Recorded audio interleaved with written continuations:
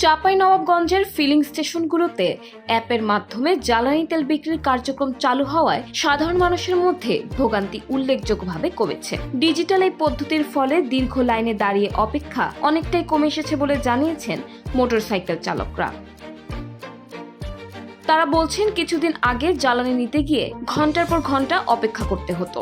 বিশেষ করে ব্যস্ত সময়গুলোতে ভিড় নিয়ন্ত্রণ করা কঠিন হয়ে যেত। তবে বর্তমানে নির্দিষ্ট অ্যাপের মাধ্যমে আগাম সিরিয়াল নেওয়া ও লেনদেনের সুবিধা থাকায় দ্রুত সেবা পাচ্ছেন তারা।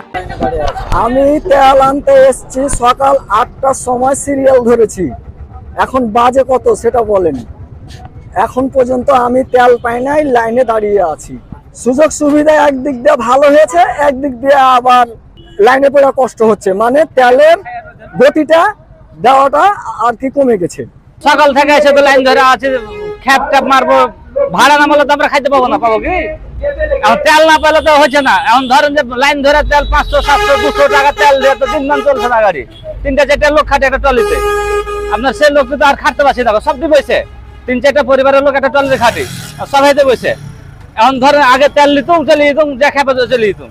এখন ধরেন সকাল থেকে এসে বসে খ্যাপ মারবো না, তেল কিনবো। ফিলিং স্টেশন কর্তৃপক্ষরা বলছেন, এই ডিজিটাল পদ্ধতির কারণে জ্বালানি বিতরণের স্বচ্ছতা বেড়েছে এবং অনিয়ম কমেছে। একই সঙ্গে সেবার মানও উন্নত হয়েছে।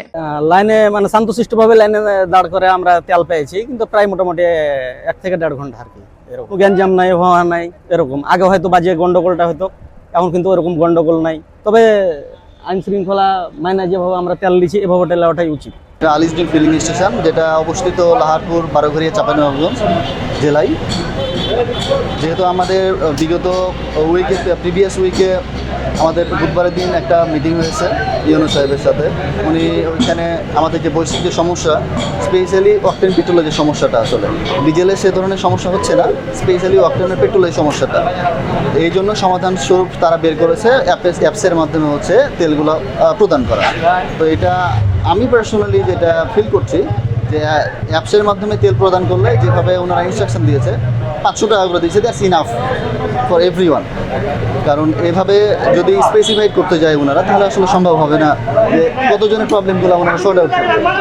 তাই ইনিশিয়েট করে দিয়েছে ৫০০ টাকা করে তেল। এটা আশা করি যে সবাই এই সমস্যায় সবাইকে একটু ধৈর্য ধরে এই তেলের মধ্যে নিজের প্রয়োজনীয়তাগুলোকে সীমাবদ্ধ করে চালাই নিতে হবে। প্রশাসনের পক্ষ থেকে জানানো হয়েছে, তেল সংগ্রহের সময় প্রত্যেক মোটরসাইকেল চালককে অবশ্যই বৈধ ড্রাইভিং লাইসেন্স ও গাড়ির রেজিস্ট্রেশন সঙ্গে রাখতে হবে। পাম্পে তেল নেওয়ার সময় অ্যাপের মাধ্যমে সংশ্লিষ্ট মোটরসাইকেলের নথিপত্র যাচাই করা হবে।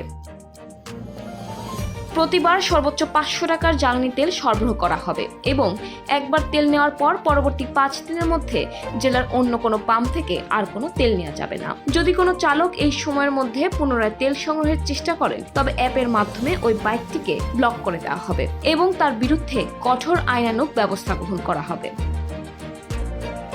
প্রযুক্তি নির্ভর এই উদ্যোগ চাঁপাইনবাবগঞ্জের জ্বালানি খাতে ইতিবাচক পরিবর্তন এনেছে এবং ভবিষ্যতে আরও উন্নত সেবার আশা করছেন সাধারণ মানুষ।